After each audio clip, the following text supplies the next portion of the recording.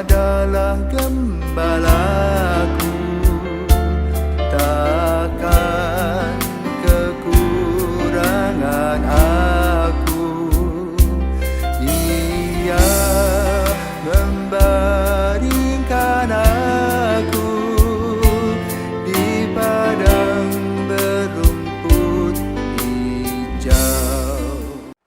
Saudara-saudara yang terkasih di dalam Kristus, selamat pagi. Salam jumpa lagi dalam Sabda Siap Saji, edisi Minggu 30 Oktober 2022.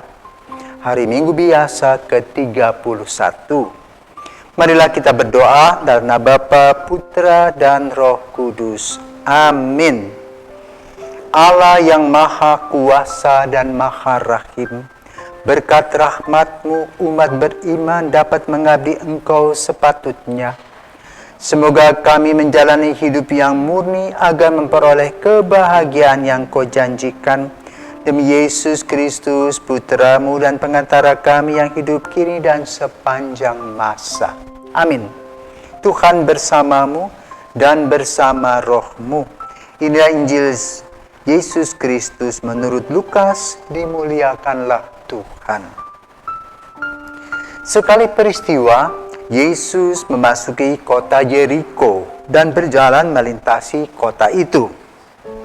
Di situ ada seorang kepala pemungut cukai yang amat kaya bernama Sakeus. Ia berusaha melihat orang apakah Yesus itu, tetapi tidak berhasil karena orang banyak. Sebab ia berbadan pendek, maka berlarilah ia mendahului orang banyak, lalu memanjat pohon ara untuk melihat Yesus yang akan lewat di situ. Ketika sampai ke tempat itu, Yesus melihat ke atas dan berkata, "Sakeus, segeralah turun. Hari ini aku harus menumpang di rumahmu." Sakeus segera turun dan menerima Yesus dengan sukacita. Tetapi semua yang melihat hal itu bersungut-sungut, katanya, ia menumpang di rumah orang berdosa. Tetapi Sakeus berdiri dan berkata kepada Tuhan, "Tuhan, separuh dari milikku akan kuberikan kepada orang miskin. Dan sekiranya ada sesuatu yang kuperas dari seseorang, akan kukembalikan 4 kali lipat." Kata Yesus kepadanya, "Hari ini telah terjadi keselamatan atas rumah ini, karena orang ini pun anak Abraham, sebab Anak Manusia datang untuk mencari dan menyelamatkan yang hilang." Demikianlah sabda Tuhan. Terpujilah Kristus. Saudara-saudaraku yang terkasih, mungkin kita pernah mendengar lagu dengan tema atau judul Kupu-Kupu Malam yang dinyanyikan dan diaransir oleh Titik Puspa. Titik Puspa mempunyai pengalaman ketika ia menyanyi di Makassar, mungkin 2 dekade yang lalu. Ia berjumpa dengan seorang wanita yang menggambarkan tentang situasinya sebagai kupu-kupu malam, dengan alasan bahwa ia tidak bisa mencari nafkah kecuali menjual dirinya untuk anak-anaknya, karena dia tidak mempunyai keahlian. Namun orang menyangka dia sebagai wanita yang tidak baik. Memang pekerjaan itu tidak baik, tetapi usaha wanita ini untuk menyelamatkan anak-anaknya. Tragis, kasihan. Maka kemudian Titik Puspa mengarang atau membuat sebuah lagu dengan tema Kupu-Kupu Malam, merasakan empati dan simpati kepada wanita ini, walaupun orang ini dikatakan sebagai orang berdosa. Hari ini kita juga mendengar kisah tentang Sakeus yang bertugas sebagai pemungut cukai.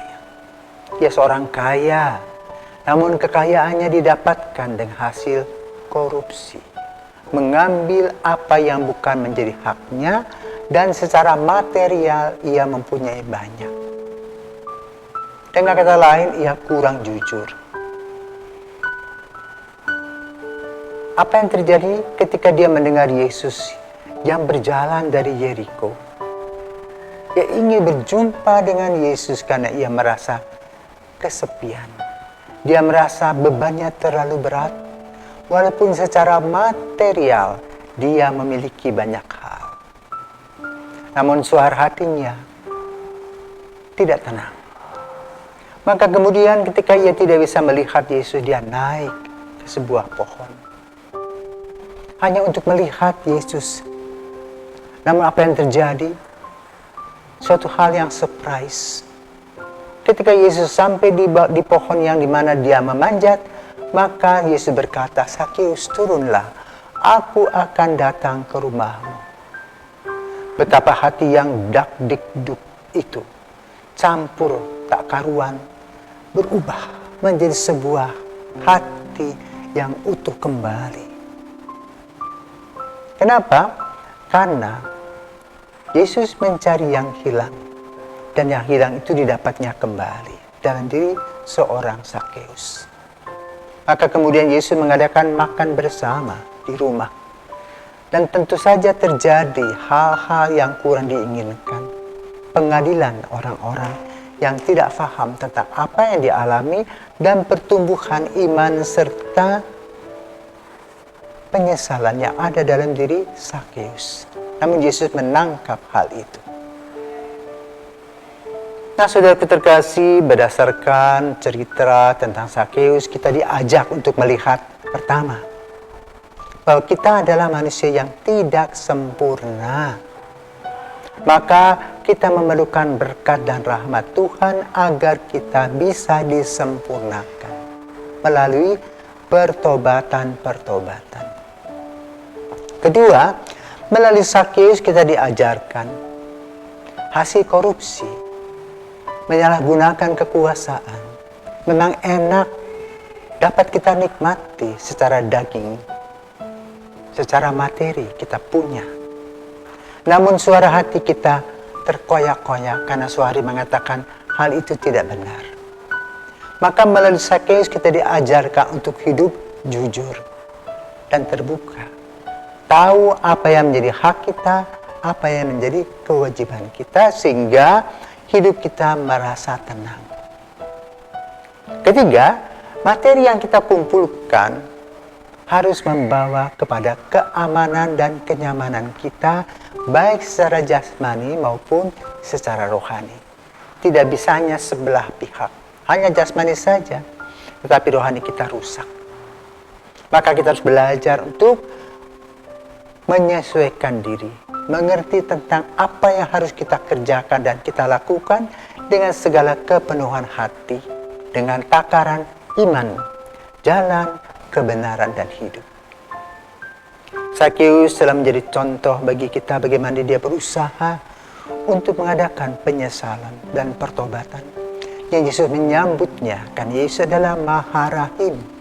Maka mari saudara terkasih, dalam minggu biasa yang ke-31 ini, kita kembali, kita datang kepada Yesus bersujud dan mohon ampun atas segala dosa-dosa dan kekurangan kita, dan kita memulai hidup yang baru. Semoga berkat-berkat Yesus senantiasa hadir dalam kehidupan kita. Selamat pagi.